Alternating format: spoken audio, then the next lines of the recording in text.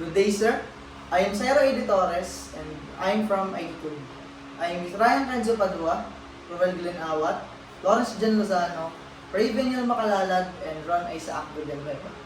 This is the Information Security Plan proposal to Ron Tracking Services. Now, this is the company profile of Ron Tracking Services. The services offered by this company encompasses good delivery for hire trucks, truck maintenance, and truck sales. The company's steady growth and positive feedback are attributed to its focus on skilled and patient personnel, emphasizing their pivotal role in the organization's success.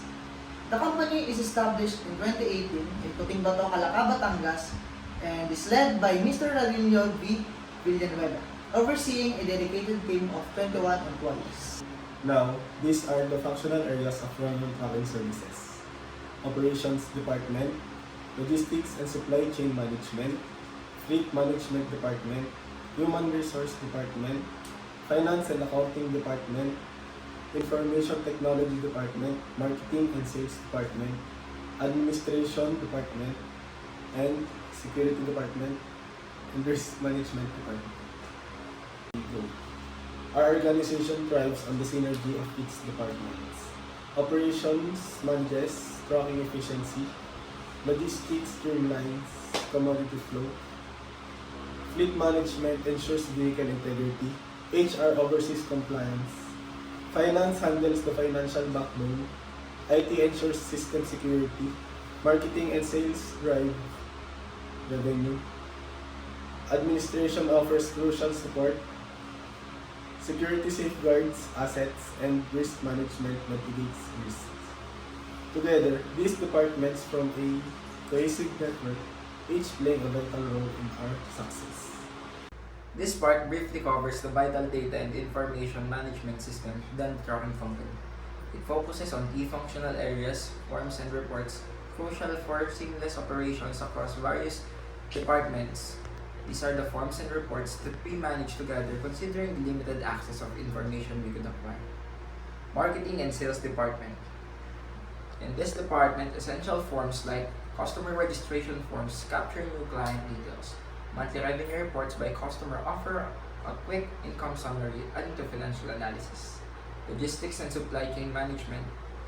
Shipments manifest documented by shift information, while inventory tracking forms and warehouse utilization reports ensure efficient logistics delivery status reports and tracking information provide real-time updates and shipment status. Fleet Management Department. The Fleet Management Department maintains vehicle details maintenance for proper fleet upkeep. Fuel consumption reports offer insights to the fuel usage for cost analysis. Risk Management Department. Here, safety training certificates verify employees' safety understanding, compliance, documentation, ensures the adherence to standards, and incident reports, documents, and safety-related events. Regulatory audit reports and summarize compliance during audits. Information Technology or IT Department. The IT Department ensures compliance with software licenses, maintains optimal functionality within network configuration, and provides an overview of the computer network's efficiency with network's performance reports. Next is the Operations Department relies on essential documents like the bill of landing, dispatch logs, and dispatch reports to track assignments, monitor truck movement, and provide insights into shipment status. These are all the reports and forms we managed to acquire with the authority we had. And to add to that, data and information management systems serve as the backbone of the trucking company, enabling efficient operations, informed decisions, and compliance with the industry standards. Now, this is the organizational chart of Ron Tracking Services, with Ranillo being the CEO and so on. Meanwhile, these are the non-employees that have significant impact on Ron Tracking Services, starting with the customers, which utilizes the company's tracking services.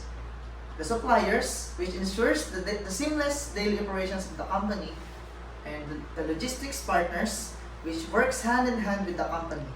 The insurance providers, which provide crucial insurance coverage for aspects such as liability, cargo, and vehicles. Next is the financial institutions, which supports the company in obtaining funds for working capital. The technology vendors, which contributes to the operational efficiency by providing telematics system and more. And the government agencies responsible for issuing permits, collecting taxes, and overseeing compliance with labor laws. And lastly, the competitors, which provides a dynamic that challenges rundown tracking services to continuously improve and innovate. These are the software that are being used by rundown tracking services as well as their specifications. The first is Fleet Hunt. It has real-time tracking and able to generate performance analytics and reporting tools. Second is Microsoft Word. It can track invoice status and receive notifications for important milestones. Next is Total AV, a holistic protection against viruses, spyware, phishing attacks, and more. Next is Microsoft Excel. It is a custom formulas for quick and error-free subtotals, taxes, and totals, reducing manual effort and billing efforts. Next is Google Docs. Enables simultaneous editing and collaboration on key documents. Next is ExpressVPN. It creates a secure and encrypted tunnel for private web traffic. And last is Norton Firewall. It monitors network traffic in real time for proactive threats and identification. It also enforces access rules meticulously, blocking unauthorized traffic of network. And these are the hardware used by the company. First is a GPS tracking system for safety and compliance hardwares. Next is a Garmin ELD for electronic logging devices for document management system. And next is a Isuzu Max Dashcam, a safety monitoring cameras for the truck. And next is a solar TPM car tire pressure, alarm monitoring system, automatic alarm system for tires, and phones for communications. And next is radio frequency identification, electronic toll collection system for RFID or barcode scanners.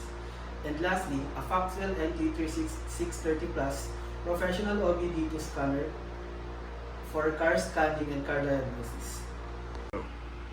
Now, this is the Information Asset Classification Worksheet of rundown tracking services. This includes the information asset as well as their data classification and impact to profitability. Information Classification Worksheet or Information Asset Classification Worksheet is important to the company because this helps the company to find the value of the information asset and how it is helping the company to their success. These are the components of the information system of rundown tracking services. First is the people. People are those who use and contribute to the information system of rundown tracking services. Next one is the procedures. These are the standardized procedures and practices that direct how the information system is used in the company. Next one is data. These are the information relevant to tracking operations, including shipment, details, routes, schedules, and vehicle performance data. Next one is hardware. These are the hardware and equipment that are a part of the Transportation Services Organization's information system. And the last one is software. These are the programs and applications specific to tracking and logistics that enable information processing and management. This is the sample inventory worksheet of rundown tracking services. First is the truck ID, then the truck's brand, then the year it indicates, then the truck's license plate, its current mileage, the last maintenance date, and the next maintenance date. So, here we have the weighted criteria analysis worksheet for rundown tracking services. This is a sample of the weighted criteria analysis worksheet of rundown tracking services. The criteria that we took into consideration is the on-time delivery, cost efficiency, fleet reliability, safety record, customer service, and technology integration. Here we can see the impact of each criteria and the points we try to give on the services that run-on tracking services offers. As for on-time delivery, we have 18, cost efficiency 14, fleet reliability 19, safety record 20, customer service 15, and technology integration 10. There you go. Here we have the RAC vulnerability risk worksheets, which shows the assets, the assets relative value, the vulnerability, loss frequency, loss magnitude, and risk priority. Here we have the fleet for trucks, which is one of the driving force for one-on-one trucking services, giving it a risk priority of high and the assets relative value of high. The GPS tracking system, which is have a asset relative value of moderate and risk priority of moderate. Inventory management system with moderate and then under moderate. Customer database being high. Communication system and being moderate. Go. And these are the risk control strategies or different. These are the policies used in risk avoidance by run-on tracking services, as well as some additions to further improve the company's risk avoidance. First is the driver qualification standard. Next is the vehicle maintenance policies. Next is safety training programs, route planning and monitoring, and emergency response plans. Go. And for the next part, these are the technologies to prevent exploitation of vulnerability by run-on tracking services, as well as some additions to further improve the company's security.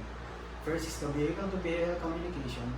Next is security cameras and dashcams, intrusion detection system, driver authentication system, and lastly, GPS trafficking and geofencing. For individuals seeking training in tracking and logistic technologies, diverse options are available, including the Technical Education and Skill Development Authority, called TESDA in the Philippines, specialized driving schools, in-house programs from local tracking associations, dedicated logistic training centers, online platforms, and educational institutions. These avenues offers comprehensive education from government-backed vocational programs to targeted commercial driving courses and non-line resources. Attending industries events provides hands-on experience and networking opportunities. Aspiring professionals can tailor their education to align with their learning preference and career goals. These are the risk control strategies, specifically the transfer portion of these strategies. So, we have the functional areas that provide security management in run-run tracking services. We have the security department, the fleet management department, risk management department, technology and surveillance companies, training and education providers, and information technology department. Go. Moving on, we have the operations used by experts in security management in run-run tracking services. We have security planning and policies, access control, risk assessment, communication protocols, employee training, supply chain security, surveillance and monitoring, cybersecurity measures, GPS tracking and telematics, physical security measures, cargo security, incident investigation and reporting, regulatory compliance, and regular audits and inspections. So here we have an example of an incident response plan from Vengage. The primary purpose of an incident response plan is to minimize the impact of security events, reduce response time, and protect sensitive information. Key components include incident detection methods, response procedures, communication protocols, and recovery strategies. The importance of an IRP lies in its ability to enhance an organization's cybersecurity posture and mitigate the consequences of security incidents. By outlining clear roles and responsibilities, communication channels, and incident analysis processes, an IRP enables a coordinated and efficient response to cyber threats. Go. Now we have an example of a disaster recovery plan from Quality Assurance Solutions.